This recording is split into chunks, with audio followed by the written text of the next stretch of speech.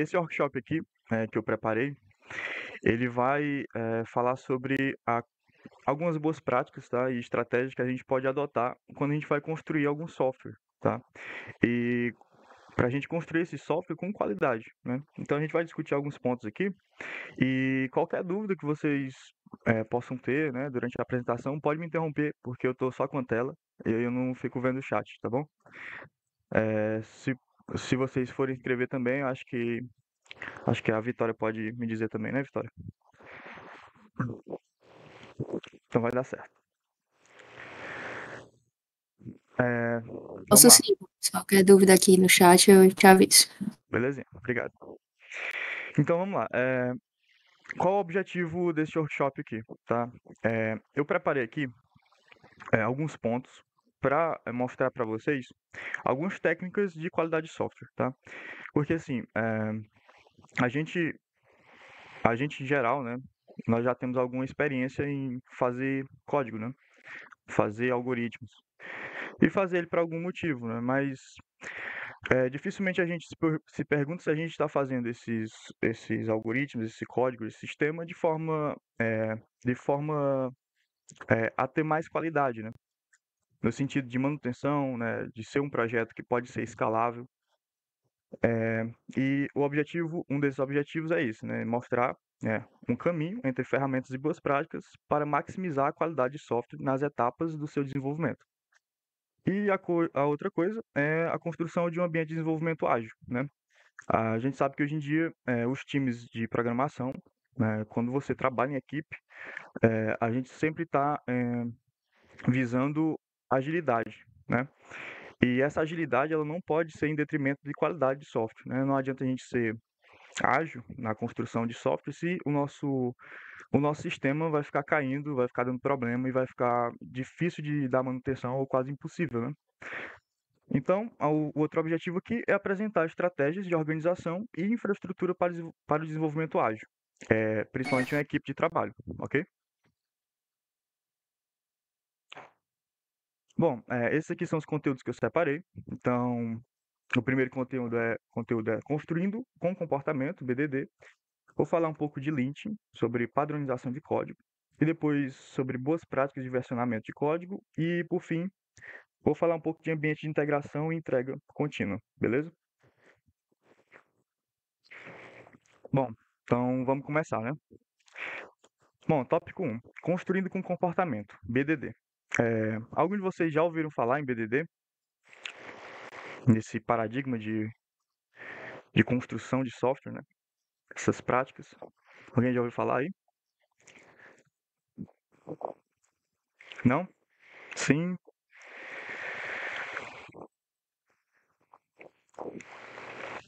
Só pra me ter ideia como é que tá, galera.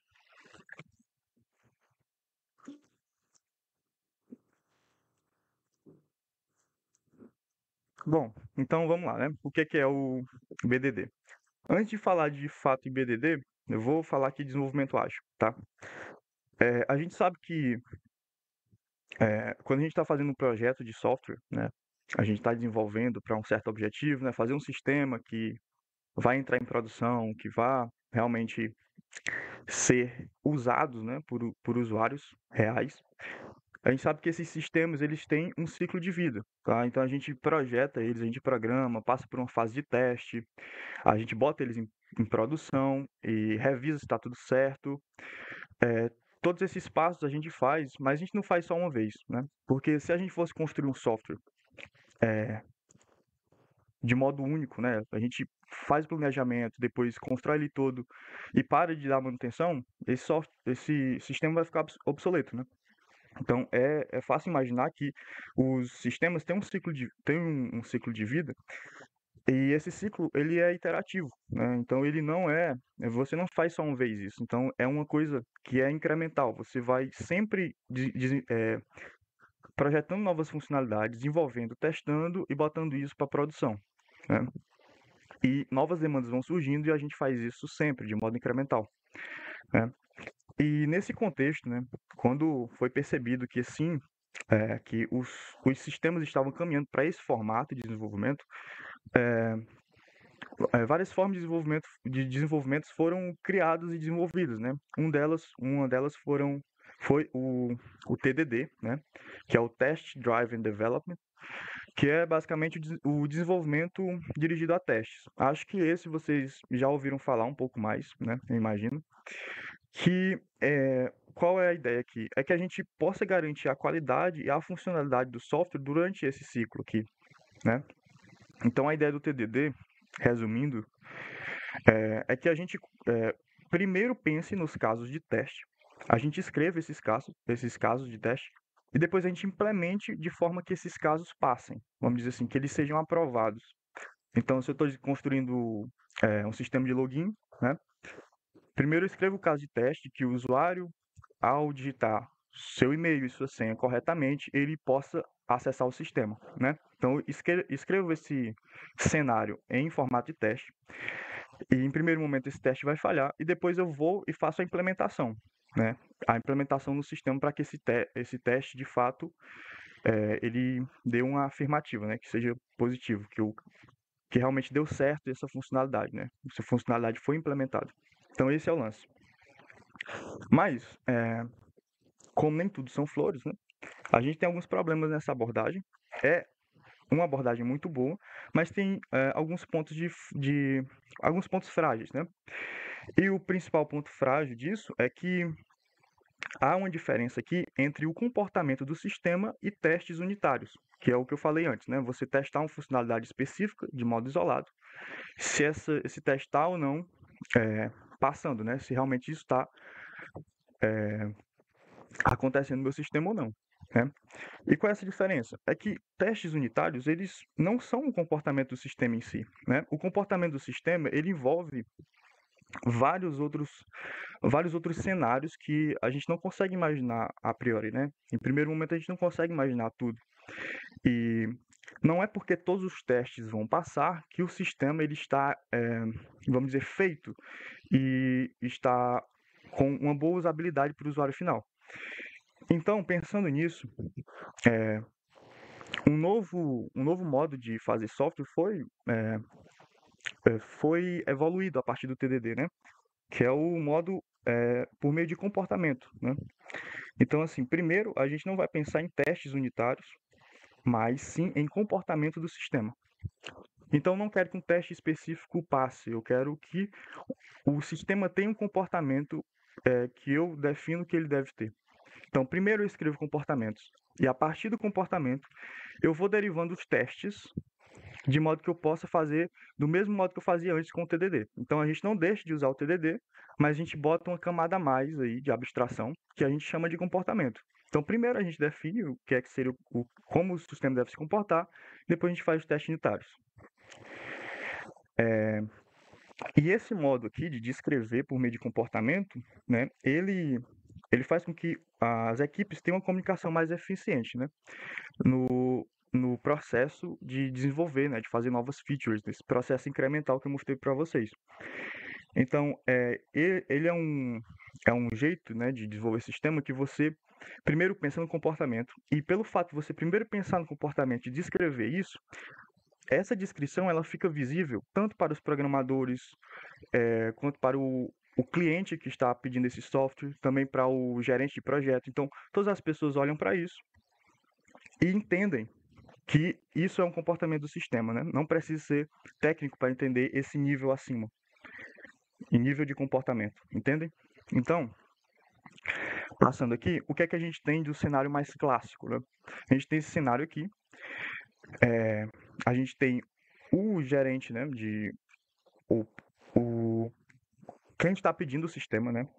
O proprietário de negócio, né?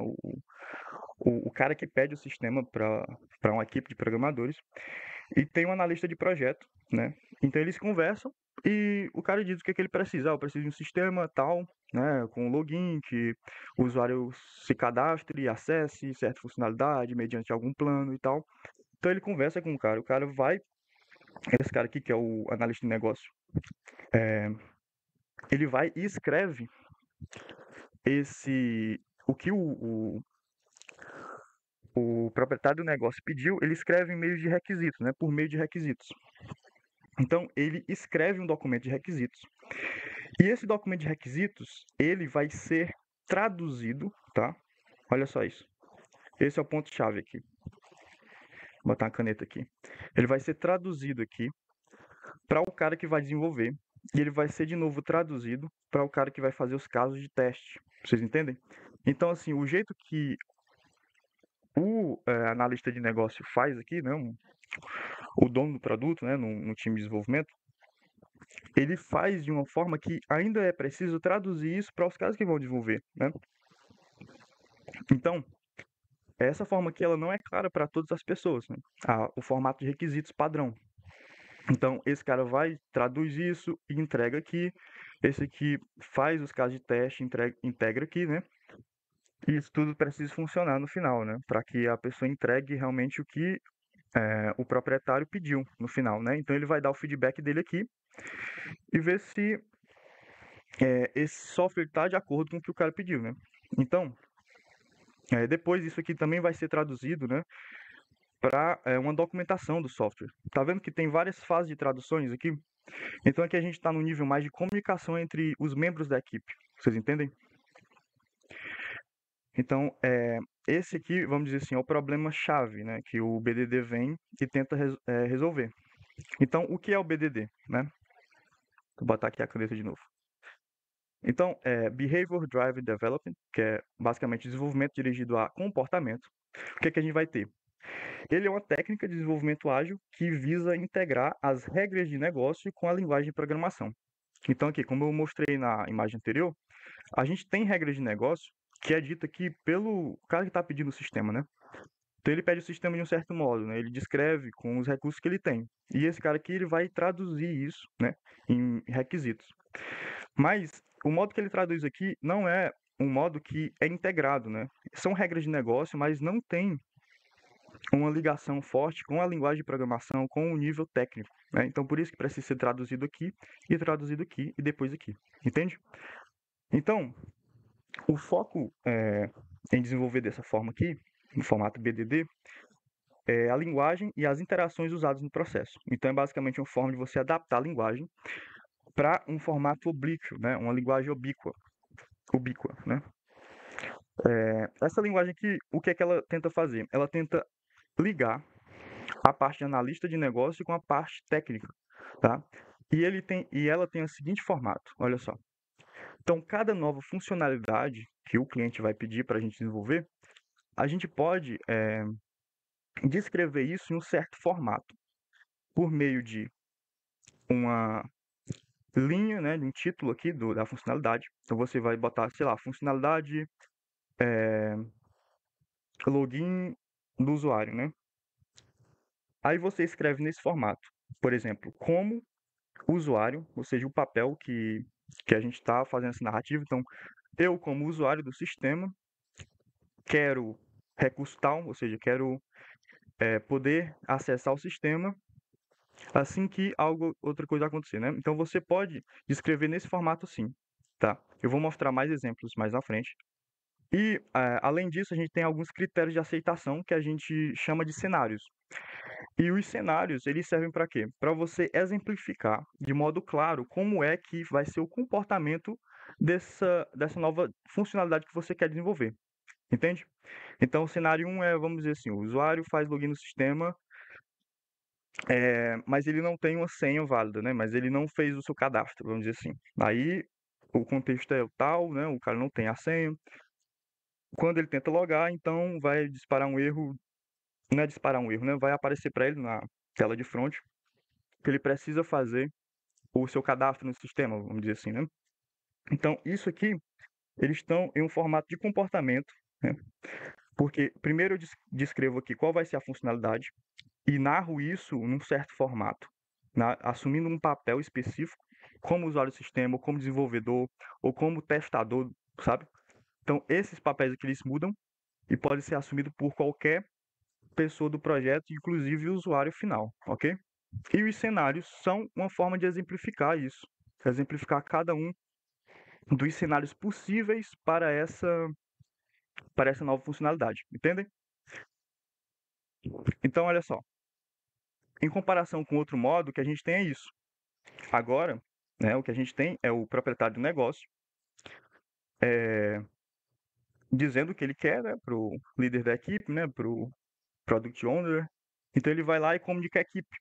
E essa comunicação com a equipe é o que? Eles juntos fazem as especificações do sistema, os requisitos do sistema em formato de BDD, entende? Então o que a gente tem eles três fazendo o mesmo tipo de documento que não vai mais precisar ser traduzido. Todos envolvidos no processo de desenvolvimento vão poder ler esse documento aqui nesse formato de BDD aqui e vão entender isso, tá? Então o desenvolvedor vai entender isso para fazer a sua parte, né, que é fazer o código que vai fazer isso funcionar, ok? O testador vai fazer os seus códigos de teste e o cara aqui é, da documentação do sistema vai poder também olhar isso e fazer uma documentação mais detalhada.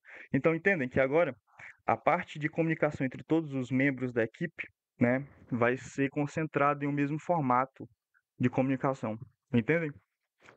Então olha aqui um exemplo, né? Esse exemplo foi de um projeto que eu era colaborador, né? É, e a gente tava trabalhando nesse formato aqui, e que foi uma funcionalidade que eu fui implementar. E como vocês podem ver, né? Eu descrevi em formato de BDD feature. Então é uma feature no formato de BDD. O que é isso? Eu descrevo aqui qual é a funcionalidade que eu quero implementar, que eu preciso implementar, né? Então, ó, rotas para comprar e vender ações. Então essa é a funcionalidade. Então eu descrevo aqui, eu como desenvolvedor do projeto tal, né? Então aqui eu estou no cenário de ser um desenvolvedor, tá vendo? Preciso implementar a funcionalidade de compra e venda de ações, para que seja possível o usuário comprar e vender suas ações. Então isso aqui é bem simples, é só para dar um contexto inicial do que eu preciso fazer. Então eu preciso definir o que eu preciso fazer e para quê, né? Basicamente isso. E agora, a partir disso, eu faço os cenários, né? Então, os cenários são o quê? Comprar e vender ações. Então, o primeiro cenário é, dado que um usuário está logado no sistema, então aqui, esse que é o cenário base, né? Quando o usuário fizer uma requisição para comprar X ações e o saldo do usuário for suficiente para a compra, então as novas ações devem ser adicionadas ao portfólio do usuário. E o saldo do usuário deve ser decrementado pelo valor da compra da ação. Entendem? Então aqui, esse cenário de compração, esse cenário de vender ação, eles exemplificam a mesma funcionalidade. E quando eu descrevo uma funcionalidade nessa forma aqui, ela está bem clara para todos os integrantes do processo de desenvolvimento.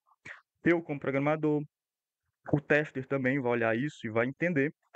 E o grande lance aqui é que eu olhando para isso aqui, eu tenho as informações necessárias para fazer a implementação da funcionalidade e também fazer seus testes do jeito que a gente fazia antes, no modo de TDD. Entendem?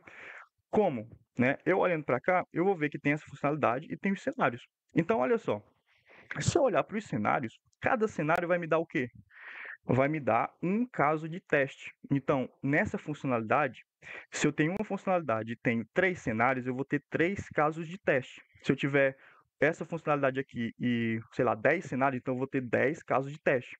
Então, se eu sou um testador do sistema, né? Eu escrevo os testes unitários de integração do meu sistema, eu vou pegar esse documento e vou ver os cenários e eu já vou ter uma base aqui para começar a aplicar o TDD. Então, eu vou escrever os testes para esse cenário, para esse e para os outros, e a partir disso eu posso fazer eu posso fazer a implementação, né? Eu mesmo, o programador, entende? Então, assim, é uma forma unificada de comunicação entre os membros da equipe para o desenvolvimento. Consegue compreender? E aí, tô indo muito rápido? Alguém me dá um feedback aí? Estão me escutando? Beber uma água Tá aqui. tranquilo, tá, Gara? Tá ótimo. Tá tranquilo, Jonas.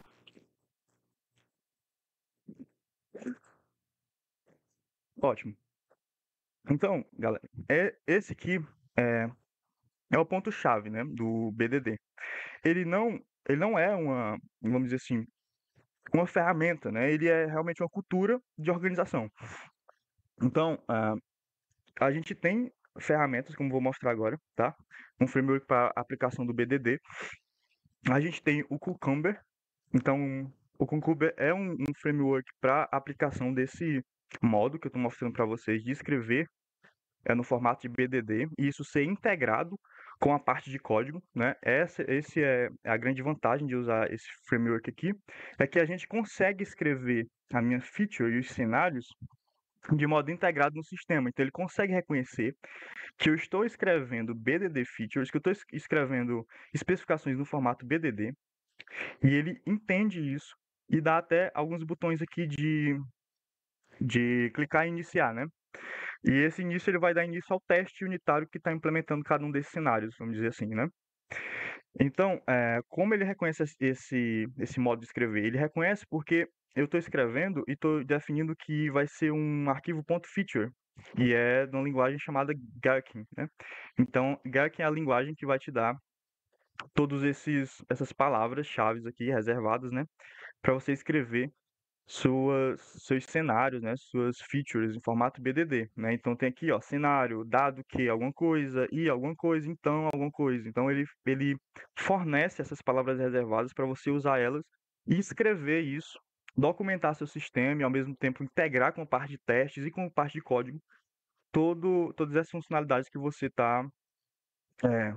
vai desenvolver, né, que você está desenvolvendo. Então, esse exemplo aqui que eu trouxe, né, esse print foi usando o Java, tá? Java Spring, na ideia IntelliJ, tá? No ambiente IntelliJ. Então, mas assim, você pode usar também para JavaScript, tá? Para Ruby. Tem outras linguagens também que é suportada.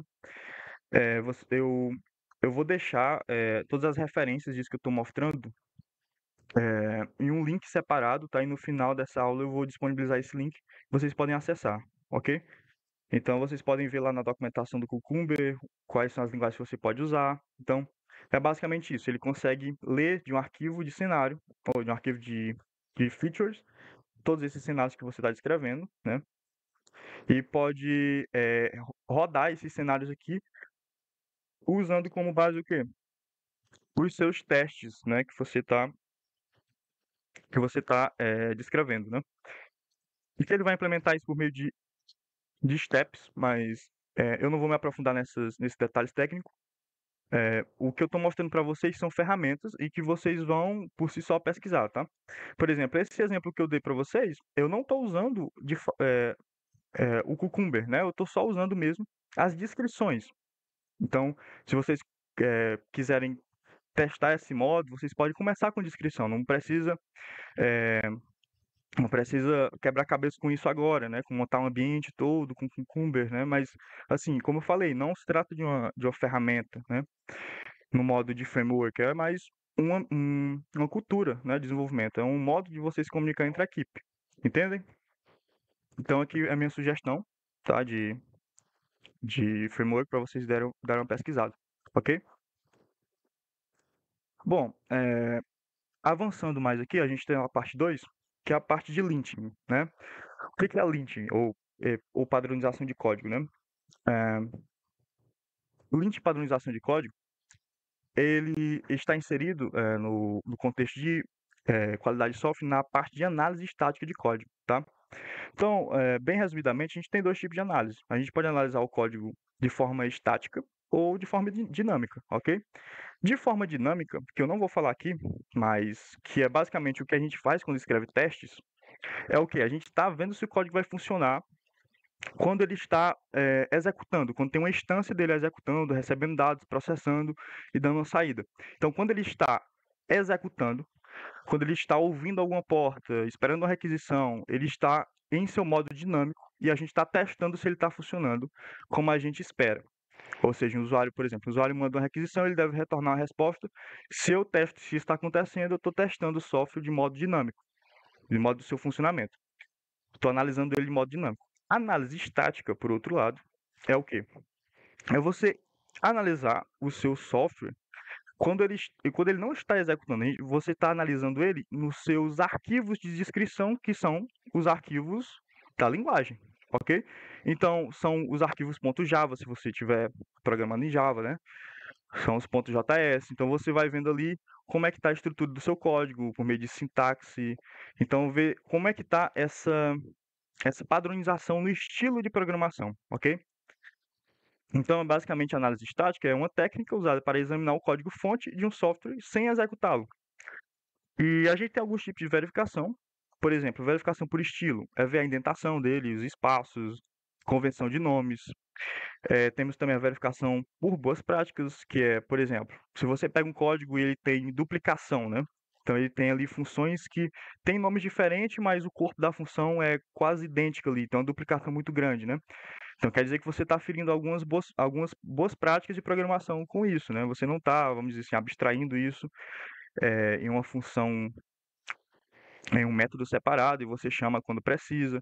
Então, essas boas práticas, né, a gente consegue analisar também por meio da análise estática. Então, duplicação de código, tamanho de métodos, né? Então, se você tem um método muito grande, sei lá, você escrever um método que tem 100 linhas, é assim, é para você olhar se esse método aí ele está realmente fazendo uma coisa só, né? Se ele está tendo sua responsabilidade única, né?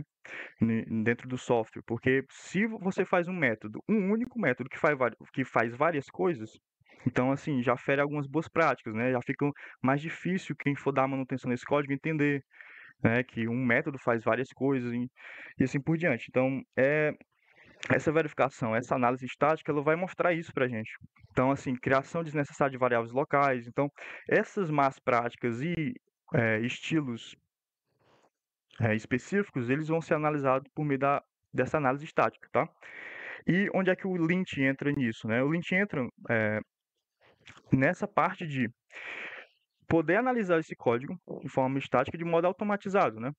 Porque imagina só, se eu não tivesse ferramentas de lint, o que que eu ia fazer? Eu ia abrir os códigos, né? Abrir os arquivos de código do meu sistema e ia no olho vendo onde é que tem uma coisa inconsistente para fazer uma refatoração. Então, isso seria muito trabalhoso, né?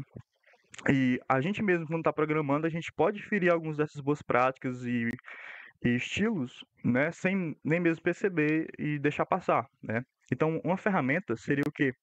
De lint seria o quê? Seria uma ferramenta que estaria sempre observando o nosso código, vamos dizer assim. A gente está programando, mas tem uma ferramenta ali observando. Com certeza vocês, quando estão programando alguma coisa, né, sei lá, no Visual Studio Code, né, qualquer outra ideia, vocês devem ter notado, né, quando você digita uma palavra errada ali, uma coisa ele pode acusar algum errinho, vamos dizer assim, né, que ele já acusa ali de forma automática se você precisar iniciar o código. Então isso é o linting, né, isso que você usa para ficar observando seu código de modo automático.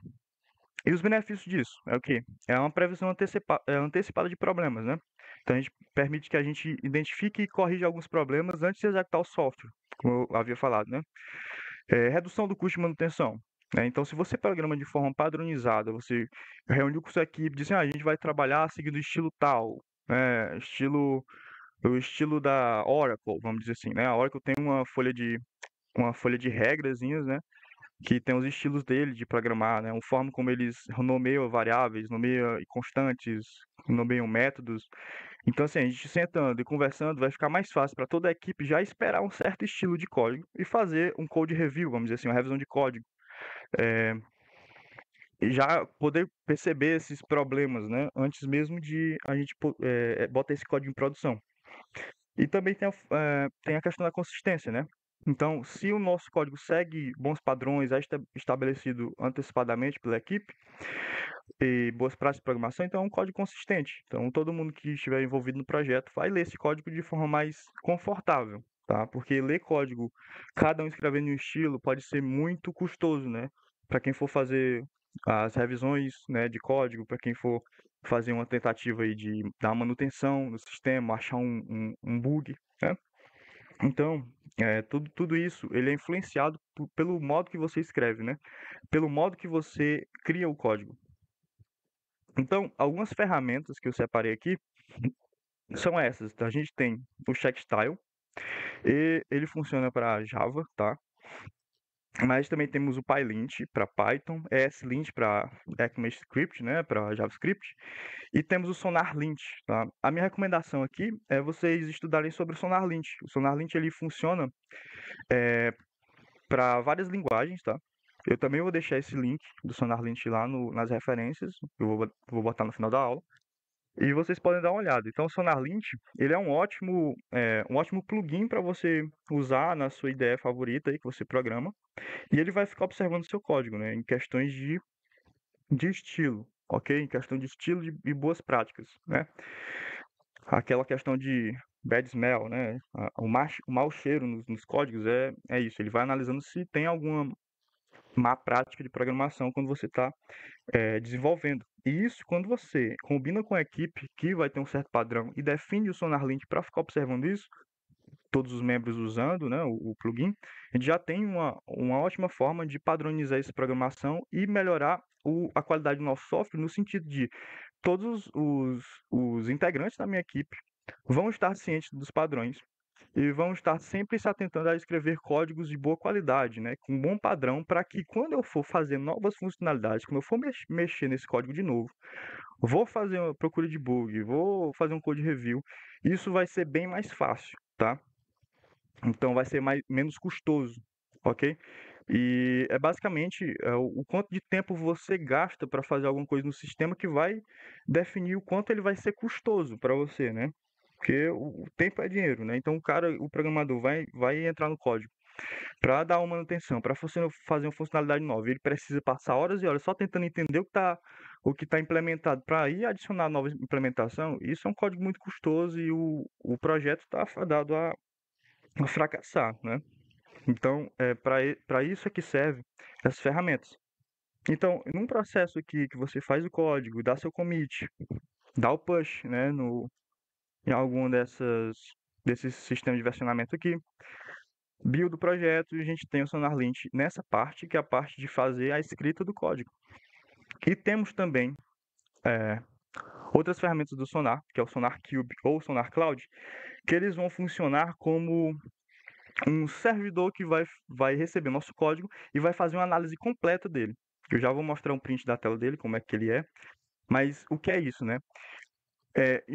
Enquanto em um momento a gente tem o SonarLint fazendo a observação do código que a gente está escrevendo ali em tempo real, quando a gente submete ele lá para o nosso ambiente de teste, né, de construção, de build e teste, ele pode analisar como é que está a qualidade do nosso sistema, né? Então, de todos os códigos, ele pega todos os códigos ali, analisa tudo e vê como é que está o sistema como um todo em questão de qualidade, né, em questão de padronização, quantidade de erros, cobertura de teste. Então, eles trabalham bem em conjunto. Então, deixo aqui essa dica para vocês estudarem essas duas ferramentas aqui para escrever código de qualidade, ok? Então, isso aqui é um print do SonarLint, também no IntelliJ, ok? Então, olha só o que ele faz. Eu pedi para ele analisar um arquivo e isso aqui apareceu, né? Várias notificações de alguma coisa que foge do padrão estabelecido. Por exemplo, olha só, esse aqui. O nome de constante deveria ter essa convenção aqui, né? Então, esse aqui é uma convenção regex, né? Um regex que vai definir uma convenção. Diz que a primeira letra deve ser maiúscula, as outras devem ser maiúscula, T0 até 9 e tal. Então, quando isso foge do padrão, ele dispara aqui uma notificação dizendo que a gente tem aqui uma questão que pode ser melhorada no nosso código, entendem? E como várias outras aqui. Ele tem inclusive essas tagzinhas aqui, ó, de manutenção do código, né? E outras questões aqui que ele diz, né? Ele rotula esse problema. E ele diz, ó, por que eu estou tendo esse problema, né? Como eu posso consertar? Então é uma ótima ferramenta para você usar nessa parte de análise estática de código, ok? E o outro que eu havia falado, que é o SonarCube, que ele vai pegar todo o nosso sistema, né? Todo o código do nosso sistema e fazer uma análise completa. Olha só como é que é ele, né? Você pode executar ele ou no container Docker, né? Para você usar localmente, ou você pode usar Sonar Cloud, né? Que ele já fica na nuvem, você só configura e faz a conexão né, do seu ambiente de desenvolvimento com ele, que ele vai ficar observando também. Então ele diz isso aqui pra gente, né? Ele diz basicamente um quality gate, né? Um analisador de qualidade. Então ele diz aqui quantos bugs foram encontrados, né? Ó, code smells, né? Ó, como é que tá o code smell, se tem muitas más práticas, né, de programação. como é que tá as vulnerabilidades, como é que está questões de segurança aqui, né? Cobertura de códigos, que é muito importante. Então, quanto mais códigos você faz, quanto mais testes, né? Desculpa. Quanto mais testes você faz, maior a cobertura de teste do seu sistema vai ter. Ele mostra aqui quantos por cento. Duplicações, né? Como eu falei antes, ter métodos ali que têm códigos duplicados. Então, ele mostra isso tudo. Então, isso aqui é um ótimo, não sei, medidor aí de como é que está a qualidade do seu algoritmo, né? Do seu sistema, ok? Então, essas duas ferramentas trabalhando em conjunto são uma ótima forma de você monitorar a qualidade de um projeto, tá? E principalmente quando você está trabalhando em equipe, ok? É, belezinha? Agora a gente pode avançar aqui para a parte de boas práticas no versionamento, ok? Então, assim, a gente já falou sobre um estilo, né, de comunicação, né, de cultura de desenvolvimento BDD, falou sobre o Lint, né, padronização de código, e agora eu vou falar sobre boas práticas de versionamento. Olha só, eu acho que a maioria aqui já deve usar o Git, né? É, alguém aí não usa o Git, é muito novato, ainda não viu como usa? Me digam aí.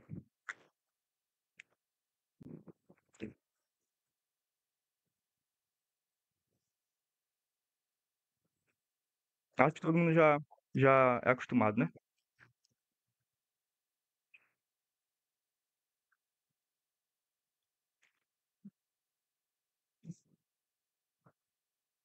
Show.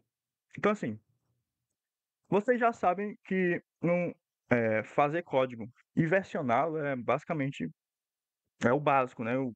O que você faz de mais básico na questão de desenvolvimento, principalmente quando você trabalha em equipe, né? Então, manter um código bem versionado vai possibilitar várias coisas, como o rastreamento de alterações. Então, cada alteração você saber quando foi feita e como foi feita. Colaboração, né? Você permitir que outras pessoas colaborem com o código de forma direta, como colaborador, como contribuidor, né? Histórico, gerenciamento de releases, backup, recuperação. Então, isso aqui é bem difundido, né? Eu imagino que seja bem difundido. Mas não é suficiente a gente saber que o Git serve para isso. A gente também tem que saber como a gente utilizar desses benefícios, ok? Então, como a gente pode usar isso de forma eficiente, né? E quando eu digo eficiente, é uma forma que eu consiga controlar a qualidade do meu código. Eu consigo de forma assumida e deliberada que eu quero que o meu código tenha uma boa qualidade no final. Então, como eu posso usar o Git para me ajudar com isso também? Principalmente quando eu estou trabalhando em equipe. E eu trouxe aqui algumas formas, né, que pelo menos eu gosto de trabalhar, que são boas práticas para trabalho em equipe, né? Que é o quê? Algumas padronizações quando a gente trabalha com o Git, tá? O Git, com o GitHub ou o GitLab, enfim. A primeira coisa que eu vim trazer aqui é o quê?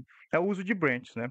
Então, eu imagino que vocês já devam saber o que é uma branch, né? Você ramificar o código, você puxar para você uma versão, fazer suas alterações e depois mandar de volta para que você não coloque alterações no código principal, né? Que é um código que já está funcionando e você não quer inserir bugs, você quer trabalhar de forma separada e você puxa um branch, né? Então, uma das coisas que eu deixo aqui e que eu acho que é básico é o quê? Você usar branches para cada nova funcionalidade que você for desenvolver, tá? E como eu vou fazer essas branches de modo que todos da equipe saibam que eu estou trabalhando e que fique bem expressivo, né? Que eles batam o olho naquela branch e digam assim, ah, beleza, isso aqui é uma feature, ou isso aqui é uma correção de bug, isso aqui é uma atualização de documentação. Isso eu vou fazer por meio de uma padronização nas nomenclaturas, né? Então, o que eu trouxe para vocês aqui? É uma padronização que eu costumo usar muito, que é essa aqui, de nome de branches, que diz o seguinte, ó, para o nome de branches, escrevo dessa forma aqui, o tipo da branch barra o nome dessa branch, tá? Então, dentro das opções do tipo de branch, o que é que a gente costuma usar? Feature, então a gente substitui aqui por feature quando eu estou incluindo uma funcionalidade, ou então fix quando eu vou ajustar a lógica ou eu resolver um bug, tá? Core, quando eu vou fazer modificações no projeto que não é visível para o usuário final, né? E um refactor quando eu quero refatorar o código. ou a estrutura do projeto. Existem vários outros tipos, tá? Existe tipo de style, enfim, vários outros tipos que vocês também podem usar, mas eu acho que esses aqui são bem suficientes para um bom trabalho em equipe, tá? Então, eles servem basicamente para mim fazer uma categorização da branch que eu vou trabalhar agora. Então, dependendo do tipo que eu boto, o tipo da branch, eu já sei que eu estou trabalhando em uma coisa específica, ou estou resolvendo alguma coisa, ou estou fazendo uma nova funcionalidade, assim por diante, ok? E o nome da branch, a gente bota como, nesse formato aqui, né? Tudo minúsculo, com os espaços sendo substituído com um traço, né? Então, caracteres minúsculos, sem acentos. Então, aqui é um exemplo, por exemplo. Então, uma feature de adição de endpoint, cadastro de usuário API. Então, aqui eu estou trabalhando para adicionar uma nova rota, né, um endpoint, uma nova rota na minha API para cadastrar o usuário. Tá? Isso aqui vai ser uma feature. Se isso aqui fosse, por exemplo, fix, quer dizer que isso aqui já foi implementado, mas teve algum bug e eu estou trabalhando nisso, né? Então, assim, fica fácil de qualquer membro da equipe bater o olho na minha branch e saber o que é que eu estou trabalhando, ok? Então, eu considero que é uma boa prática usar dessa forma aqui. E a outra coisa, né, que eu acho muito importante é esse terceiro ponto, que é o quê? Manter as branches atualizadas com a versão mais nova do código main. Então, assim, uma boa prática é assim que você sentar para trabalhar em equipe, né, você vai lá, abre sua IDE e começa a ver os códigos que estão ali, né, o que é que você está trabalhando. O que é uma boa prática? Você sempre atualizar o código que você está trabalhando com a versão mais atual da principal, né? Porque o que pode ter acontecido? Algum membro da equipe fez uma funcionalidade, já terminou de trabalhar e já integrou esse novo código na branch principal, né? Que é o ramo principal do seu código fonte, né, do seu sistema, e você ainda não está atualizado com isso, né? Você não está considerando isso para continuar trabalhando no que você está trabalhando agora, entendeu? Então é uma boa prática você manter isso atualizado, ok? Outro guia também que eu costumo usar muito é o guia de commits, né? Então, os commits, né, como vocês já devem saber, a gente vai fazendo para cada passo que eu vou fazendo no desenvolvimento dentro de uma branch, né? Então, eu faço uma coisa, eu faço commit, né? Vamos dizer assim, esse commit aqui faz a conexão com com o banco de dados, né? Esse aqui eu vou escrever os comandos SQL para adicionar uma nova tabela no banco de dados, assim por diante, né? Então, assim, uma forma de padronizar isso é seguindo o que é especificado no Conventional Commits, né? Eu também deixei esse link lá nas referências, vocês podem dar uma olhada depois, lá explica direitinho, né, quais são os motivos por ter um Conventional Commits, né? E muitos desses motivos também é pelo fato de automatização de alguns processos, tá? Então, assim, se a gente tem uma forma convencional de fazer commits, fica fácil outros desenvolvedores criarem ferramentas que usam o modo como o commit é escrito para automatizar alguns processos, né? Então, é bem interessante. Vocês podem dar uma olhada depois. Mas é basicamente isso. Ó. Os commits, eles seguem também aquele mesmo padrão de nomeação, né, que eu falei antes, né, dos tipos de branch. A gente também tem os tipos de commits, ok? Então, fit para inclusão de nova funcionalidade, fix para ajuste de bug e assim por diante, né? Então, assim, costuma ser igual aqui, eu gosto de trabalhar assim, mas vocês podem ver que tem mais estilos aqui, quer dizer, mais categorização aqui de commit, no conventional commits, ok? Então, para que isso serve, né? A gente vai escrever as mensagens de commit de forma legível e organizada, inclusive no site lá tem lá especificando como é que a gente escreve boas mensagens de commit, né? Que sejam bem legíveis para todos que estão trabalhando no projeto. Outro ponto que eu botei aqui é fazer commit de código a cada nova etapa concluída da funcionalidade, como eu havia falado, né? Evitem fazer um commit para toda a funcionalidade que vocês estão desenvolvendo, né? Ou pior ainda, para várias funcionalidades. Então, assim, você faz várias coisas. Sei lá, você faz uma funcionalidade de cadastro de usuário, uma funcionalidade de login e bota isso tudo num commit só, né? O que é que você está fazendo, no final das contas? Você está piorando o mapeamento da evolução do projeto, vamos dizer assim. Se você faz um commit, dentro dele tem um monte de modificação, você está escondendo várias coisas no commit só. Então a pessoa vai ter que entender todo um commit, vai ter que entender, sei lá, 500 linhas de código para ver o que é que você fez naquele commit. E assim, se você granular mais isso, né, botar em commits separados, vai ser mais fácil a pessoa entender em uma linha, né, uma linha do tempo, o que é que foi feito em cada etapa. E fica mais fácil de documentar, né, todo o sistema, de dar manutenção e assim por diante. Então, isso tudo são boas práticas que servem para a qualidade final do sistema, ok? E outra coisa é não fazer commit de código com erro, tá? Então você tem que tratar o commit como estados do sistema. E você não quer que o seu sistema tenha estados com erro, né? Se você tem um sistema de versionamento e você pode controlar que o seu sistema não vai ter erro, só vai ter erro em branches separadas que eu estou trabalhando atualmente, por que que você vai fazer um commit com um estado que tem um erro, né? Então, assim, é, só dê o commit quando você tem um estado coerente, um estado consistente do sistema. Não conseguiu resolver ainda? Então dá um passo atrás e tenta resolver e não fere essa boa prática, né, de fazer commits sempre com um estado consistente, né, um estado consistente do seu sistema, ok?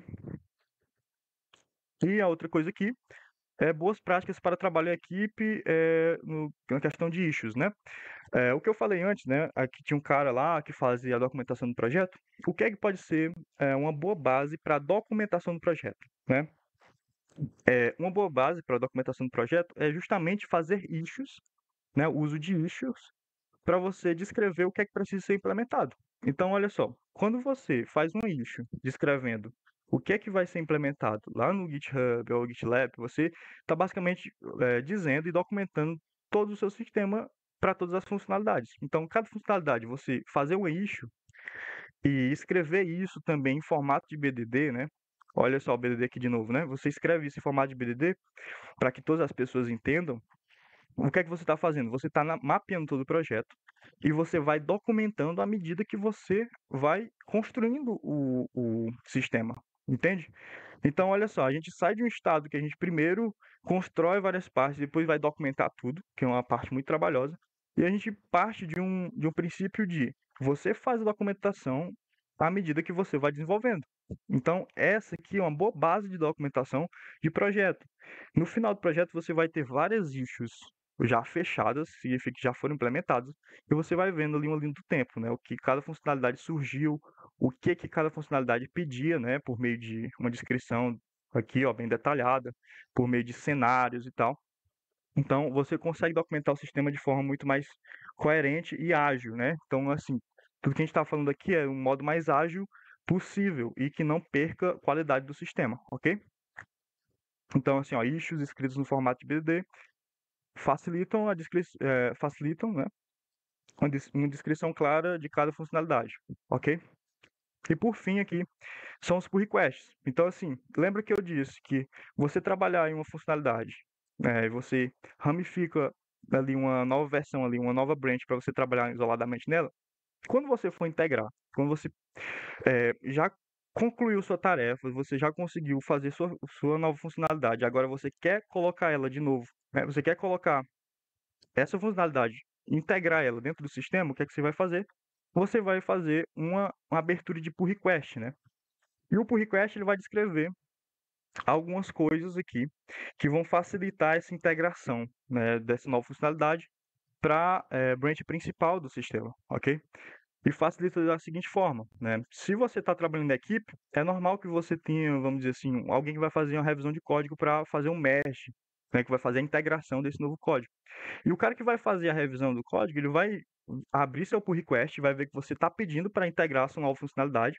E é bom que você exemplifique isso, que você descreva essa nova funcionalidade que você fez de modo claro para que o revisor ele consiga entender o que é que você fez, ler o código, as modificações e realmente integrar, aprovar que você faça a nova modificação, né? Então, o que, é, o que eu, o que eu recomendo é uma descrição assim, né? É uma descrição que eu julgo que é muito sucinta e que é, deixa muito claro o que é que você está pedindo para integrar na branch principal, que é basicamente três títulos, né? Que é a proposta da PR, o impacto dela e as evidências de teste. O que é a proposta, né? Você especifica o que é que essa branch ela se propõe a fazer. Então, se eu fiz uma branch ali de fazer uma nova funcionalidade ou integrar, criar uma nova tabela no banco de dados, né? Então, eu digo assim, proposta da PR. Assim como especificado na issue tal, então eu já referencio a issue aqui, olha só. Então eu já referencio qual foi a issue que eu estou trabalhando, lembram? Então se eu mapeio o sistema com issues, eu já consigo referenciar aqui no pull request. Então assim, eu estou tentando fechar aquela issue lá, eu estou tentando resolver o problema que foi aberto naquela issue específica. Aí eu preciso fazer tal coisa, tal coisa. Aí esse pull request pretende fazer a seguinte coisa, e você descreve aqui, né?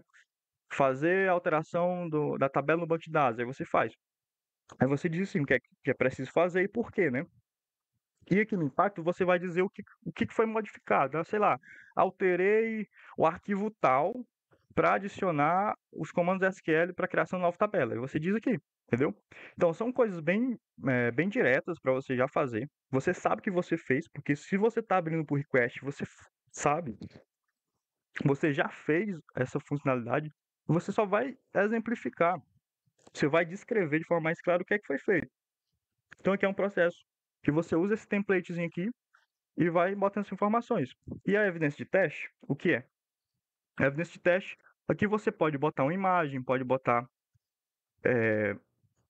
É basicamente uma imagem, né? Você pode escrever alguma coisa, mas é evidência de teste. Você faz ali um print dos seus testes unitários rodando. Vai dizer assim: ó, deu certo aqui, minhas funcionalidades já estão com teste e tá aqui os testes rodando. Ou sei lá, você fez uma adição de uma tabela no banco de dados. Você pode botar um print lá do sistema que você está vendo que você está usando para ver as tabelas, né, visualmente, você pode botar um print aqui. Então, assim, são só é um template para facilitar a descrição de pull requests, né, e facilitar quem vai olhar essa pull request vai dizer assim, beleza, tá feito, né, tá feito, vamos integrar isso aqui no nosso sistema, ok? Alguma dúvida até aqui? Como é que tá?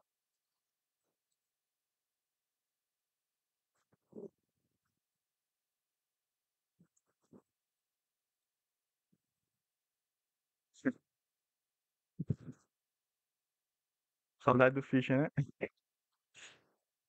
Então tá tudo de boa, galera?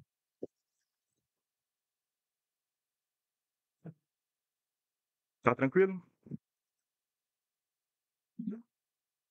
Bom, o que é que eu vou fazer agora, né? Agora eu vou mostrar para vocês aqui, aqui compartilhando minha tela, eu vou mostrar para vocês. Eu vou mostrar como é que eu faço, né, para botar isso em prática, né? Até agora eu falei várias coisas e eu vou mostrar aqui. Eu vou abrir um repositório que eu estou trabalhando atualmente. Vou fazer uma nova issue, tá? Vou fazer uma nova issue e vou fazer como se eu fosse começar a trabalhar nessa issue agora, tá? Eu vou criar uma issue. A partir dela eu vou criar ali um pull request, ou quer dizer, uma branch nova, para eu trabalhar nessa branch e depois vou fazer um pull request, entende? Então eu vou fazer isso passo a passo para vocês olharem aí. Não precisa me acompanhar agora, vai ficar gravado isso. Mas é basicamente para exemplificar o que é que eu venho falando, ok? Então vamos lá? Vocês estão vendo minha tela ainda? Acho que sim, né? Tá vendo sim. Ok. Então, olha só. É, deixa eu pegar aqui. Ok, olha só. Então, essa aqui é um repositório que eu estou trabalhando agora, no projeto que eu estou fazendo, tá? É basicamente um MVP para um sistema de gerenciamento financeiro para microempreendedores individuais, ok? E o que é que eu vou fazer? Tá vendo que tem aqui a aba de issues, né? Eu vou clicar e tem algumas issues abertas, né? O que é que significa issue aberta? É coisa que tem para fazer, né? É trabalho a ser feito, ok? Então, tem alguns trabalhos aqui, ó, implementar rotas para criar e listar usuários, implementar a entidade de transação no banco de dados, implementar a entidade de categoria e tal. Beleza. O que é que eu vou fazer? Vou criar uma nova issue, tá? E eu tô criando essa nova issue para dizer assim, ó, beleza, surgiu uma nova demanda e eu vou criar aqui uma issue para deixar documentado que isso precisa ser desenvolvido. E isso vai ser referenciado quando essa tarefa acabar de ser desenvolvida. Isso também vai ser referenciado. Vou mostrar para vocês, ok? Então, eu preparei aqui no bloco de notas a descrição já escrita para não perder tempo, ok? Então, como é que vai funcionar aqui? Tá aqui, ó. Eu costumo escrever dessa forma. Então, a funcionalidade no formato de BDD, tá? E essa funcionalidade é do CRUD de usuário. O que é o CRUD? É na forma de eu fazer requisições para o meu servidor e ele me dar respostas, né? Então, assim, eu como desenvolvedor do projeto tal, né? Eu vou botar aqui, projeto tal. O caso tá Juazeiro, é o nome do projeto. E aqui eu digo que eu preciso implementar o CRUD de usuário e que a API forneça as rotas necessárias para a manipulação dos dados do usuário, né? Então eu digo o que eu preciso fazer e por quê, né? E aqui eu defino os cenários, tá? Então eu estou botando aqui em formato de título, né? Isso aqui é só um markdown. Deixa eu botar o preview, né? Aqui. Fica desse jeito, tá? Então eu estou dizendo que eu estou descrevendo minha funcionalidade dessa forma, por meio de funcionalidade e os cenários que ela deve ter, que é o cenário de buscar o usuário, atualizar e deletar esse usuário, ok? Então essa é a nova demanda. Eu vou botar aqui um nome qualquer, né? Feature, é, feature para buscar, buscar, atualizar e deletar usuários. Então, vou botar aqui implementar endpoints para buscar, atualizar e deletar usuários, ok? Então, vou dizer que esse aqui é o título da minha issue e aqui é a descrição dela, ok? No formato de BDD feature, de forma bem exemplificada com os seus cenários, para isso aqui vai estar pronto para o cara que for desenvolver pegar essa descrição e já começar o seu serviço, né? Que é pegar essa nova task aqui, né? Essa nova tarefa e implementar. Então, eu vou submeter um novo review aqui, né? Ele vai criar, tá? Nova issue, vai criar essa nova issue para mim. Eu estou colocando aqui alguns labels, tá? Vocês podem inclusive criar esses labels. Então, esse aqui é uma BD feature que vai servir como documentação, tá? Criei aqui. E quando eu volto aqui, ela já está criada, tá vendo? Ó? Tá aqui, ó. Implementar endpoints para buscar, atualizar e deletar usuários.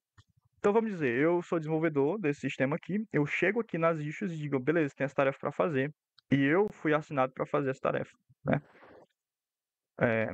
No caso aqui dentro, né? Aqui dentro da issue. Aí alguém disse assim, ó, beleza, isso aqui é tua responsabilidade, Jonas. Aqui, ó, beleza. Então eu entro aqui e vejo que tem essa funcionalidade para me fazer. Eu estou assinado nela aqui, né? Eu estou como responsável por ela. E o que é que eu faço? Eu abro, né? Aqui. Eu vejo aqui o que é que eu tenho que fazer. Tá bem descrito, né? E o que é que eu faço, né? O que é um modo fácil de começar a trabalhar aqui? Lembra que eu preciso, para a nova funcionalidade, o que é que eu preciso fazer? Criar uma nova branch, uma nova ramificação do código, para mim trabalhar de forma segura, sem afetar o código funcionando atualmente, ok? E é isso que eu vou fazer. Então, nessa própria página de issue, o que é que eu posso fazer? Eu posso ir aqui em Development, tá vendo? Ó? Vocês conseguem ver aqui, ó, Development, e tem aqui, ó, Create a Branch, né? Então, criar uma branch para essa issue, ou um link de pull request. Então, eu vou querer criar essa branch, tá? Crio ela aqui, e aqui eu boto o nome da branch, seguindo aquele mesmo padrão que eu mostrei para vocês. Então eu boto aqui feature, então eu boto o quê? Posso botar API, users, delete, não, API CRUD users, tá? Tá bom aqui. API CRUD users, delete, eu não vou botar tudo não, vou botar só delete. API CRUD user, CRUD delete user, tá bom aqui. Então, eu vou criar essa nova branch, tá? E vou marcar aqui que eu quero fazer um checkout, né? O que é um checkout, né? É mudar de ambiente de branch, mudar de branch localmente, né? Ou seja, no meu ambiente de desenvolvimento local. Então, eu vou deixar isso aqui marcado. Então, vai criar a nova branch e vai ser para esse projeto aqui, tá? Eu vou criar essa branch. E ele já me dá aqui, ó, código, né? Git fetch origin, git checkout feature, API CRUD delete user, tá vendo? Então, ele já me dá esse códigozinho aqui, o que é que eu posso fazer? Eu posso copiar esse código, ou copiar tudo, né, ó, e ir lá na minha IDE que eu estou trabalhando, né, no meu ambiente de desenvolvimento. O que é que eu posso fazer? Tá aqui, ó, meu repositório já localmente, né, já deu clone, né, já estou trabalhando nele. E o que é que eu posso fazer? Posso chamar aqui o terminal. Então tá aqui, ó, o terminal já dentro do meu repositório do projeto, tá? E eu posso dar um Ctrl V aqui dentro, né? Então o que é que ele vai fazer? Eu vou chamar esse comando git fetch origin.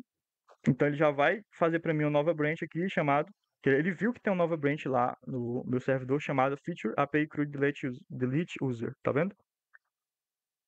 E ele já deixa aqui, ó, do jeito que eu colei, ele já deixou git checkout feature API CRUD delete user, né? Que é o quê? Eu tô na branch main atualmente e eu posso ir para ela. Então acabei de ir para ela aqui, ó, ir para a nova branch, que é o quê? A feature API CRUD delete user. Se eu der um git branch, eu vou observar as branches que eu tenho. E aqui eu estou agora, tá vendo? Eu tenho duas branches aqui no meu ambiente de desenvolvimento. Tem a main, claro, né? A principal, que é onde está o sistema funcionando, né? Sem essa nova funcionalidade que eu vou começar a descrever, e que eu vou começar a desenvolver. E eu criei uma nova branch, tá vendo? Então, a partir de agora, eu estou dentro dela e vou começar a fazer as minhas alterações aqui dentro, entende? Então, é basicamente isso. Então, para cada nova feature, ou para cada nova funcionalidade, eu pego lá nas minhas issues, crio uma nova issue, faço uma nova branch e começo a trabalhar dentro dela. Então, tudo que eu fizer aqui de alteração, ela vai ficar dentro da branch onde eu estou trabalhando, que é a Feature API CRUD delete user, ok? Alguma dúvida?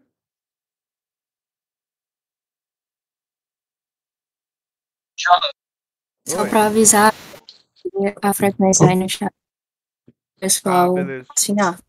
Belezinha. Então, galera, já tem a frequência aí no chat. Só uma dúvida com relação ao Git. Antes de dar o Git fetch, eu precisaria dar um Git pull? Ou ele já faz isso, o fetch?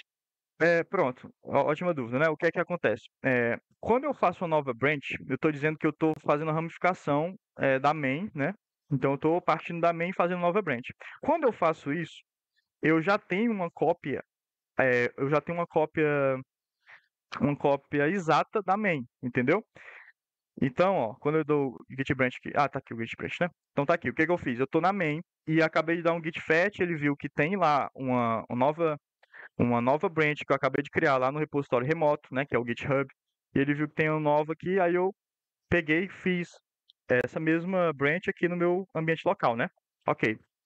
Mas o que é que acontece quando eu faço ramificação a partir da main? Ele já tem um novo ramo aqui que é exatamente o mesmo código que está na main. A diferença é que quando eu começar a programar, as novas modificações vão ficar isoladas só dentro dessa feature, ou só dentro dessa branch aqui, que é a Feature API CRUD delete user. Então, para que serve o Git pull? O Git pull é para me atualizar a minha branch que eu estou trabalhando agora com a main, né? Mas já que eu acabei de fazer uma nova ramificação, eu não preciso atualizar já que ela é uma cópia exata. Então já está atualizado, entende? Tanto que se eu der aqui um git pull, vamos lá, git pull origin, onde eu estou, né? Origin main. Vamos lá. Então eu vou dizer assim, eu quero atualizar essa branch onde eu estou com o código que tem na branch principal. Vamos dizer assim, né? Aí o que é que dá, ó? Olha o que é que ele diz para mim, ó. Já está tudo up to date, né? Já está tudo atualizado, ok? Lembra que num momento eu falei que é uma boa prática a gente manter nossas branches atualizadas? O que eu estava tentando dizer era basicamente isso mesmo. A branch que você está trabalhando, que é essa aqui, você manter ela atualizada com a main. Num primeiro momento, é óbvio que ela vai estar atualizada, só faz alguns segundos que você criou essa branch, né? Então é óbvio que ela vai refletir exatamente o que tem na main. Mas, vamos dizer assim, você estava construindo suas coisas, fazendo seus commits, né? Trabalhando normalmente, não terminou de fazer nesse dia, aí acordou no outro dia para continuar o trabalho, é uma boa prática você fazer justamente isso. né? Porque alguém do seu time já deve ter botado alguma coisa na main, né? Já ter integrado alguma coisa que ele já acabou de desenvolver. E é bom que você já tenha isso atualizado na sua branch que você está trabalhando, ok? Deu para entender, Cisé? Deu sim, obrigado. Deu para entender? Mais alguma dúvida, galera?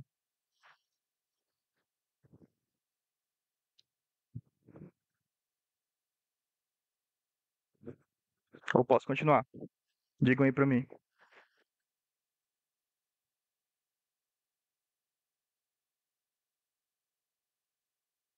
Belezinha, bora continuar.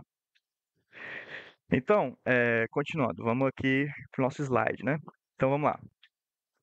Último tópico, ambiente de integração e entrega contínua, tá? Então, quem de vocês já ouviu falar nisso, né? Integração e entrega contínua. Imagino que alguns sim, talvez outros não. Me digam aí, já ouviram falar? CI, CD, integração e entrega contínua?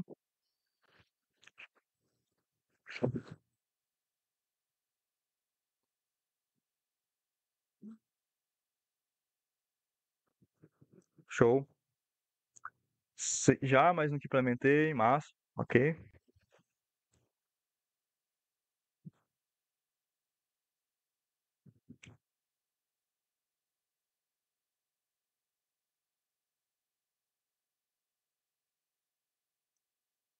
Pois é. Então, o que é isso, né? O que é a integração e entrega contínua, né? Quando a gente fala em integração, o que que eu estou falando? O que que eu estou fazendo, né? O que eu estou falando, né? Eu estou falando da mesclagem das alterações feitas pelos desenvolvedores. Então, nessa etapa que eu acabei de mostrar para vocês, o fato de eu fazer uma nova branch, desenvolver nessa nova branch, e quando eu terminar o serviço, integrar esse novo código com essa nova funcionalidade na branch principal, esse fato de integrar, de fazer uma mesclagem, de dar um merge, é a integração, tá? É o que eu quero dizer quando eu digo integração. Entrega é o quê?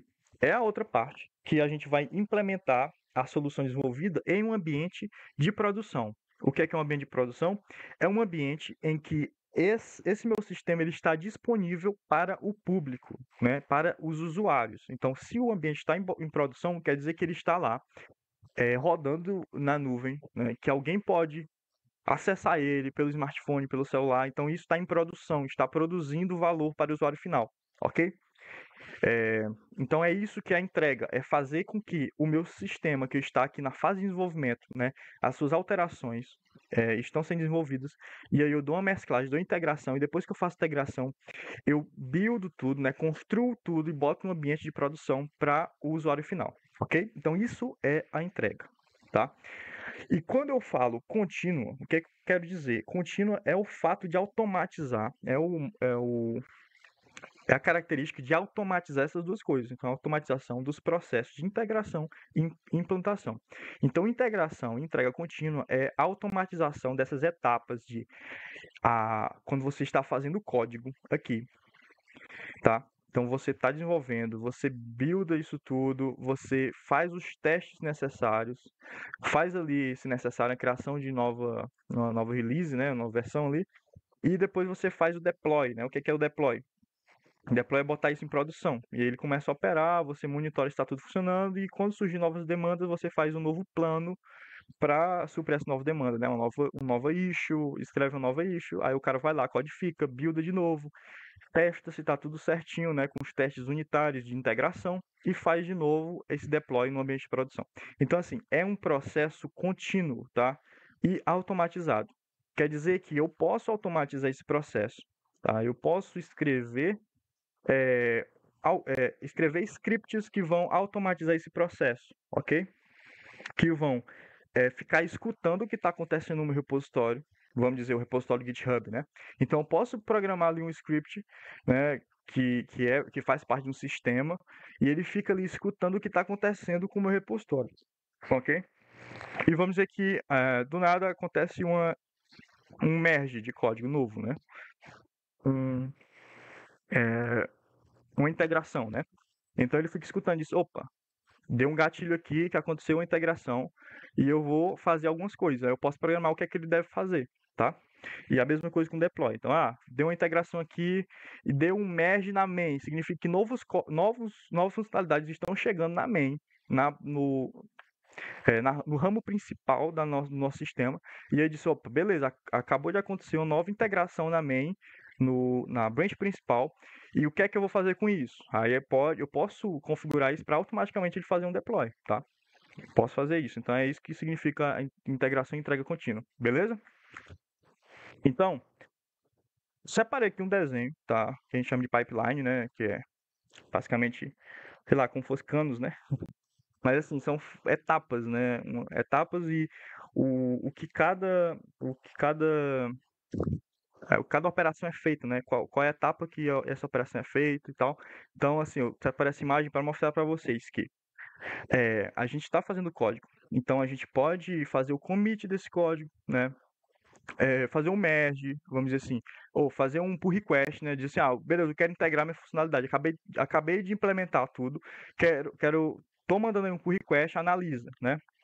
Aí o cara que vai fazer o code review vai analisar se está tudo certo e vai dar uma integração. Então isso aí, ó, o CI pipeline é basicamente isso, fazer a integração de novos códigos no ramo principal, né?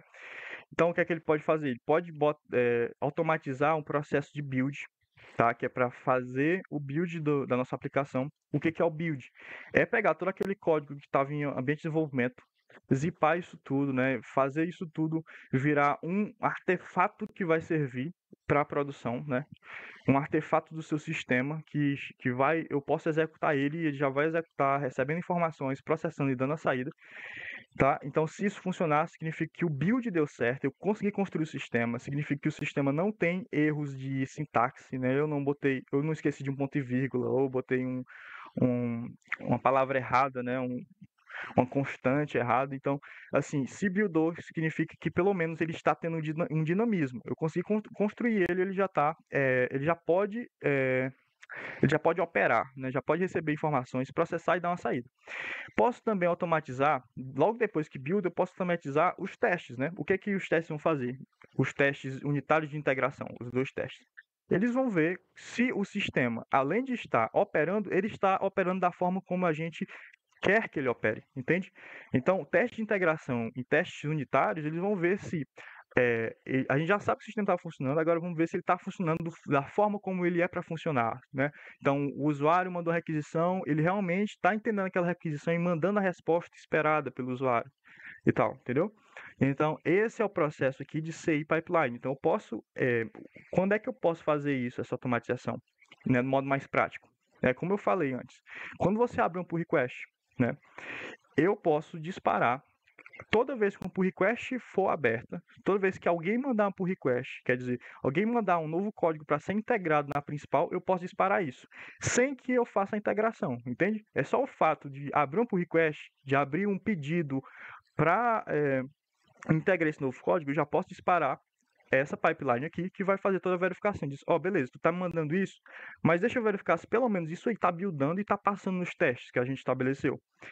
Se estiver buildando e passando nos testes, aí eu posso fazer um code review detalhado e aí posso integrar isso, tá? Na minha branch principal.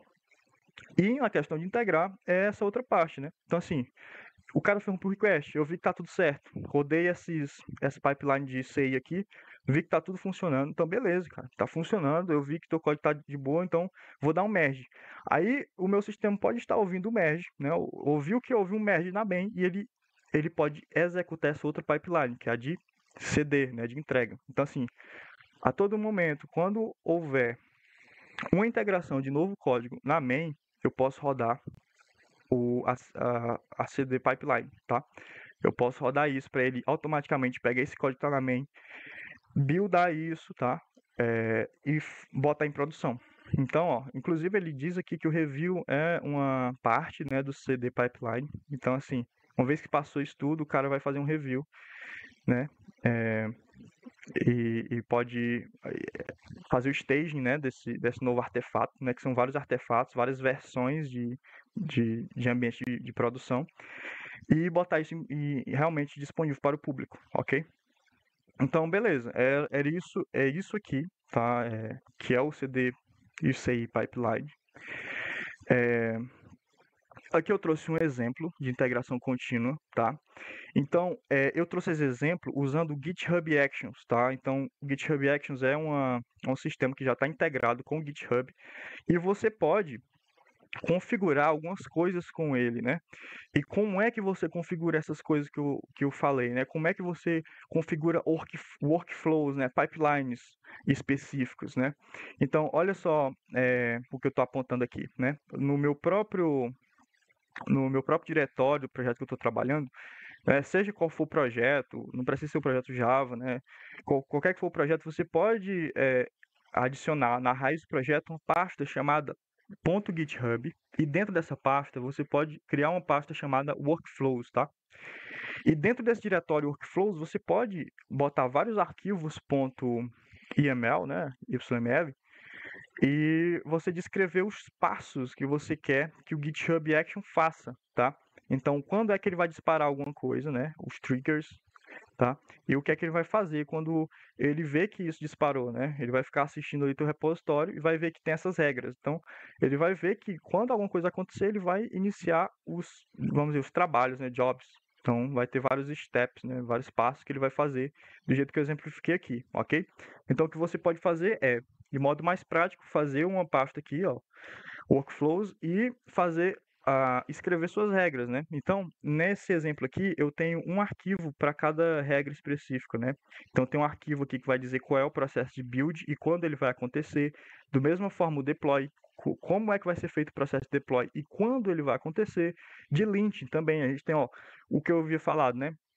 Sobre linting de código, né, sobre padronização de código. Eu posso também criar uma pipeline aqui que a partir de algum trigger, né, algum gatilho, ele vai executar a pipeline de linting que vai verificar todo o código, tá?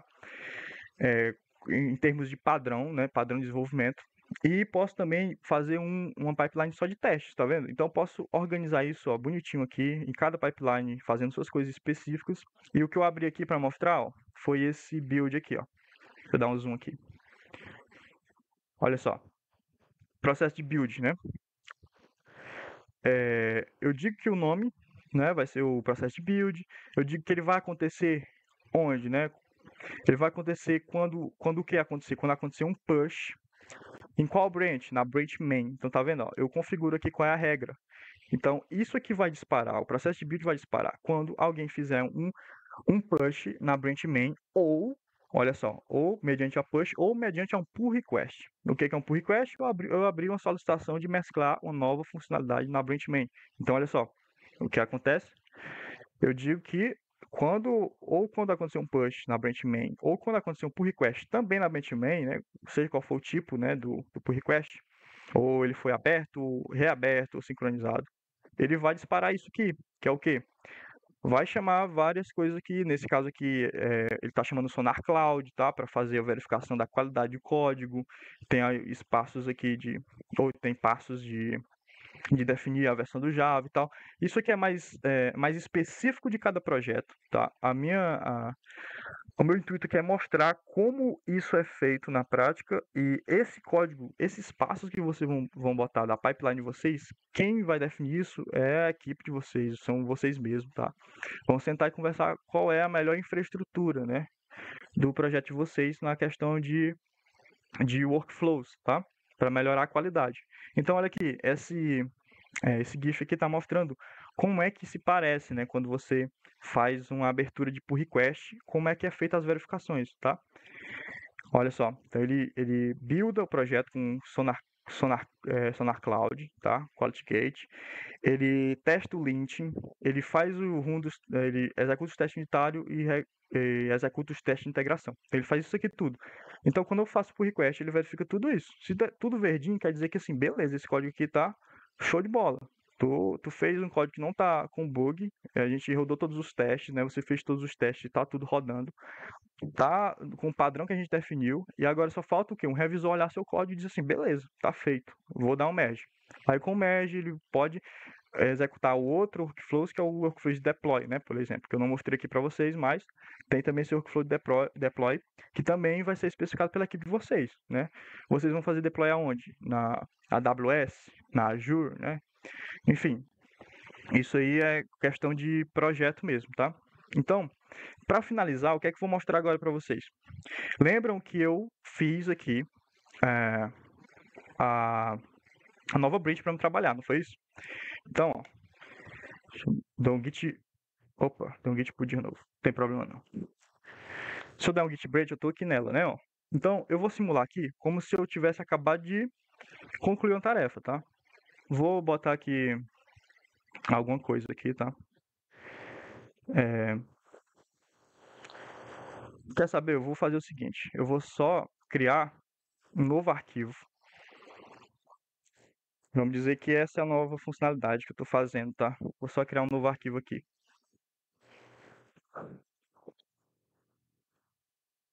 Rapaz, ele tá pensando muito, viu? Pera aí. Criar um novo file aqui. Vou botar feature.txt, tá? Vamos dizer que isso aqui é o que eu estou desenvolvendo, tá? Aí eu vou botar, ó, implementação da nova funcionalidade, tá? Escrevi certo aqui, sei lá. Bota aí. Beleza. Então, ó, se eu der um git status para ver como é que tá, quer dizer que o que foi que eu alterei? Eu adicionei uma nova feature aqui, .txt, que eu estou simulando, que é meu trabalho, né? Tá feito o trabalho. E aí eu vou dar um git add, né? Vou adicionar essa nova feature no sistema de versionamento em si, né? E se eu der o git status de novo, olha só, já está adicionado. E o que é que eu posso fazer? Dar um commit. Então eu vou commitar e dizer assim, beleza, acabei, né? Então vai ser feature, tá? Então eu estou dizendo aqui com esse commit que eu estou fazendo a feature e assim, adicionar nova feature, tá? Então essa mensagem, quando você estiver trabalhando, vai ser inserida no contexto de vocês, tá? Então, pronto, acabei de adicionar aqui esse novo commit, tá? Se eu dar um git status de novo, ó, ele já está com um commit aqui, ele está dizendo para mim, ó, que tem que essa branch ela está à frente, ó, a head, à frente da minha branch remota por um commit. Então tem um commit aqui que não tem lá, né?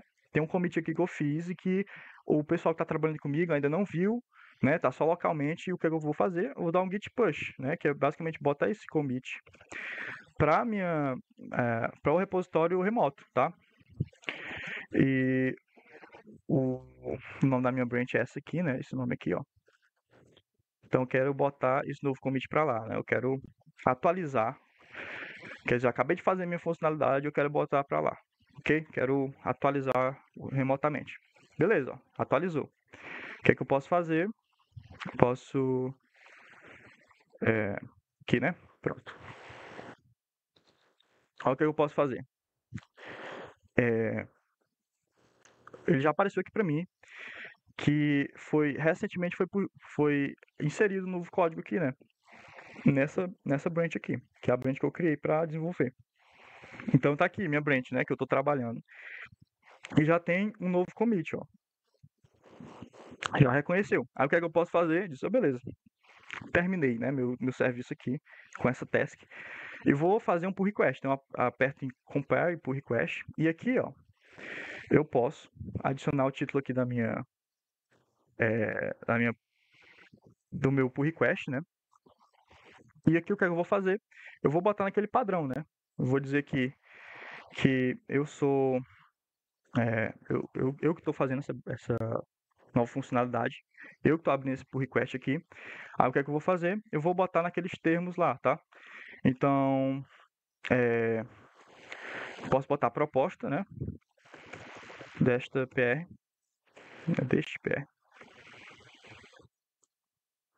Tá?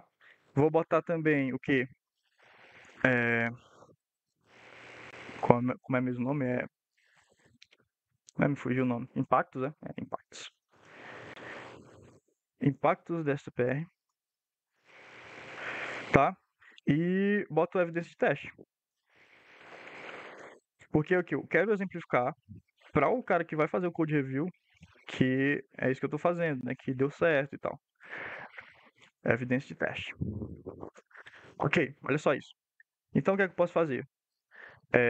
Aqui né? Eu posso botar aqui o que eu fiz, né? Então, assim, assim como, opa, ó, assim como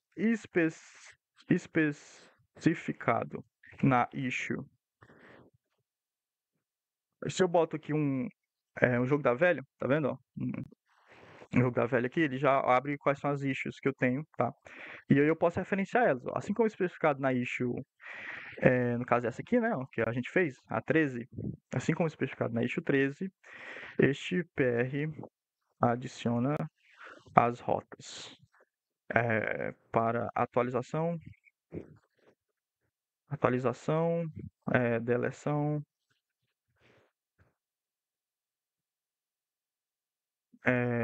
e busca de usuários. Opa. Beleza? Impacto das PR adiciona um arquivo. Meu Deus, arquivo feature.txt com as novas funcionalidades. Entendem? Esse é o impacto, né? Tá fazendo nada, né? Minha funcionalidade tá fazendo nada, né? Só para dizer mesmo. E a evidência de teste, o que é que eu posso fazer? Ah, beleza, cara, olha só como deu certo, né? Como deu certo o meu trabalho, né? Posso fazer isso aqui, ó. Ó, deu certo, ó. Realmente, eu faço um print, boto Ctrl V aqui, ó. Boto um preview, olha só como é que fica. Tá vendo? Então eu tô especificando aqui, ó, que minha pull request tem essa proposta aqui de alteração, tem o impacto que ela faz, né? Quais são as coisas que ela altera e a evidência de teste, tá vendo? Então isso aqui, ó, desse jeito aqui, eu estou criando minha pull request de forma bem descritiva, né? Para quem for atualizar ou para quem for fazer o code review, entender o que é que eu estou fazendo, entende? Então olha só. E eu posso colocar aqui também quem são os revisores, né? Posso definir uma pessoa aqui para ser o revisor dessa nova funcionalidade que eu estou integrando. Então, adicionei aqui, ó, como revisor, o Luan, tá? E pronto. Aí eu vou aqui e crio a pull request, entendeu? E olha só. Olha o que é que ele vai fazer. Uma pull request foi aberta. E olha só. Olha o que ele vai fazer. Ele vai fazer as verificações, tá? Então, a única verificação que eu botei aqui por enquanto foi a verificação de buildar a aplicação. Então, se a aplicação estiver buildando, ele vai dar aqui um OK. Então, isso aqui está disparando aquele workflow que eu defini, tá? Ele está bem aqui definido, ó. Tá vendo? Tem um workflow de build aqui.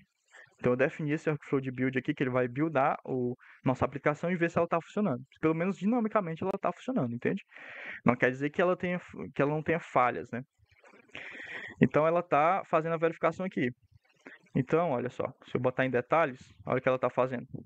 Está fazendo toda a verificação, está buildando, definiu o job, tal, iniciou o Docker. Então, está na última etapa aqui, ó. Pronto, completou. Olha o que é que aparece para mim. Se eu der um F5, né? Parece que todos os checks foram aceitos, ok? Vou mostrar todos. No caso só tem um, né? Que é o de build. Então foi aceito, ok? Então a partir de agora, esse meu check foi aceito, né? Ele realmente verificou que minha aplicação está buildando. E agora eu estou esperando só que o revisor dar um ok, tá? Quando ele der um ok, e o meu merge vai ser desbloqueado para não fazer esse merge aqui. Ou o próprio revisor pode fazer, né? Esse merge. Então aqui significa o quê? Que a minha aplicação passou, tá? E a minha branch principal ela está bloqueada para que eu só consiga fazer um novo merge, ou seja, uma nova adição de funcionalidade na minha branch principal, tá? Que eu estou fazendo um merge aqui, ó. Ó, eu estou fazendo. Ó, Jonas Fortes quer fazer um merge de um commit dentro da main a partir da branch feature API CRUD delete user. Então, assim, eu só consigo fazer uma nova inserção de funcionalidade a partir quer dizer, uma nova sessão de funcionalidade na main, se esses checks passarem, ok? Então, se minha aplicação passou por todos os workflows que eu defini, que no caso foi build, e alguém der um ok, alguém dizer assim, eu revisei teu código e ele está ok para passar. Então, aqui é uma boa prática para você proteger a sua branch main. Né? Proteger de quê? Proteger de alguém inserir, fazer merge de código defeituoso, tá? E fazer inserção de bugs. Porque o que está dentro da sua main, entendeu, né? O que está dentro da sua main é o que está em produção. Então, você tem que proteger a sua produção. Se isso aqui é um sistema que está fazendo dinheiro, que está entregando valor para o usuário, você quer proteger isso. Porque se o sistema quebra, se o sistema fica quebrando, né? Tem bugs, o usuário vai ficar muito satisfeito com isso e você pode perder renda com isso, né? Você perder assinantes, vamos dizer assim, ok? Em um contexto mais geral, tá? Então, olha só, como foi que eu defini isso, tá? Só para finalizar, como foi que eu defini isso? Como foi que eu defini que a gente já viu como foi que eu defini esse quality ou esse build, né? A gente viu que tem, usando o GitHub Action, a gente define o que é que ele vai fazer para cada trigger, né? Mas como foi que eu defini para me proteger minha branch principal, né? Então, aqui no seu repositório, o que é que você pode fazer? Você pode ir aqui em Settings, tá? Você pode vir aqui em Branches. E na main, você pode adicionar uma nova regra, tá? Então, essa aqui é a regra que eu adicionei, tá? Na branch de vocês, quando vocês ainda não adicionaram regra, isso aqui vai estar vazio. Vocês vão apertar em Add Rule, ok? E aí vai aparecer isso aqui para vocês, tá? Que isso aqui eu posso mostrar já dentro da regra que eu defini, posso editar ela, né? Então, o que foi que eu fiz aqui, ó? Eu disse que a branch que eu vou proteger é a main, né? Vou adicionar regras na branch main. E eu posso marcar aqui quais são as regras que eu quero. No caso, eu só marquei isso, ó. Eu marquei aqui, ó, require a pull request before merge. Quer dizer o quê? Eu preciso fazer um pull request antes de fazer um merge, né? Antes de botar novo código nessa branch principal. Então, esse merge tem que acontecer. Alguém tem que abrir um pull request para eu fazer esse merge, tá? E aqui dentro eu posso também marcar esse require approvals, quer dizer o quê? Que além de abrir um pull request para fazer esse merge, alguém tem que aprovar esse pull request para me fazer realmente o merge dessa nova funcionalidade, entendem? Então aqui eu disse que require approvals, então é obrigado a aprovações, e de quantos membros da equipe? Eu botei só uma aprovação. Uma já é suficiente. Vamos dizer assim, na minha equipe tem um cara que é responsável pelo code review, né? Então esse cara aqui, eu vou marcar ele, né? E aqui, ó, eu estou dizendo aqui que eu quero desabilitar a aprovação se eu fizer novos commits, né? Quer dizer o quê? Quer dizer que eu fiz todos os meus commits e disse assim, beleza, está pronto. Eu vou marcar aqui o revisor para dar uma olhada no meu código e fazer o merge. Mas nesse meio tempo que eu marquei o cara e até ele vir fazer essa aprovação, ele pode vir olhar tudo, fazer a aprovação e depois que ele aprovar meu código, eu posso botar novas alterações. E quando eu faço isso, eu habilitei para desativar a aprovação anterior.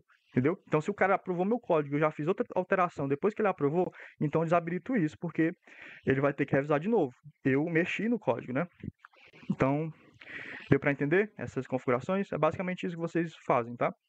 Vem aqui em branches e adiciona uma nova regra para main. E aí na main eu fiz essas regras aqui, né? Ok?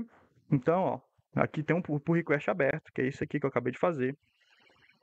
Ele veio aqui, fez ele buildou a aplicação e agora está só esperando a aprovação, ok? Eu vou fechar esse pull request, porque esse pull request aqui não serve, tá? E fica fechado, ok?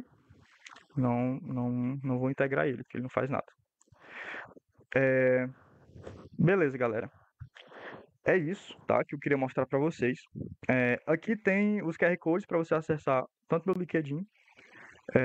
Eu acho que eu esqueci de me apresentar totalmente, né? Eu nem disse qual era o meu nome. Mas aí, se vocês estiverem interessados no que eu estou trabalhando, vocês podem ver meu LinkedIn. E tem também um QR Code de referências, tá?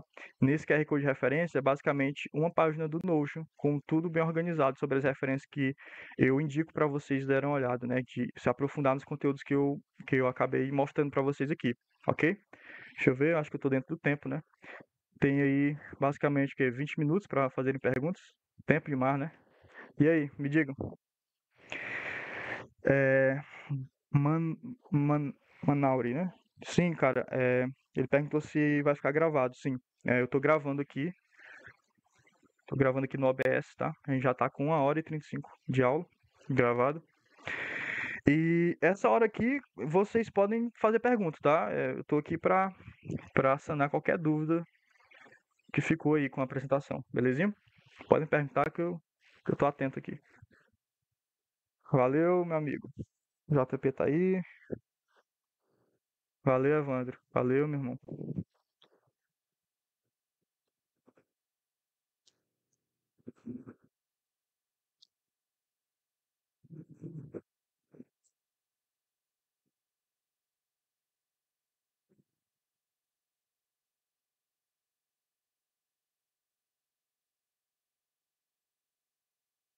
Tô esperando aqui o pessoal digitar, né? Valeu. Foi bem útil e bem explicado. É isso aí. Isso aqui vai ficar gravado, tá? Vocês tentem implementar dessa forma. Eu acho que dessa apresentação, acho que o que é mais importante é o primeiro tópico, tá? Que é o tópico de BDD Feature, que é um modo de você organizar a equipe, um modo de você se comunicar, de fazer funcionalidades, né? Aquele formato dirigido a comportamento, acho que é essencial, tá? É essencial para você entender bem, para você já pensar de antemão como é que seu sistema vai se comportar, tá? Que isso difere dos testes passarem, né? Teste passar não significa que o sistema está se comportando bem, ok? Muito relevante, valeu, Cisé. Pois é, galera. Qualquer dúvida, viu? Vocês podem mandar mensagem para mim também, LinkedIn ou aqui no Discord também. Eu sempre fico atento no Discord, eu trabalho muito no Discord, tá? Então, qualquer dúvida vocês podem perguntar. Belezinha?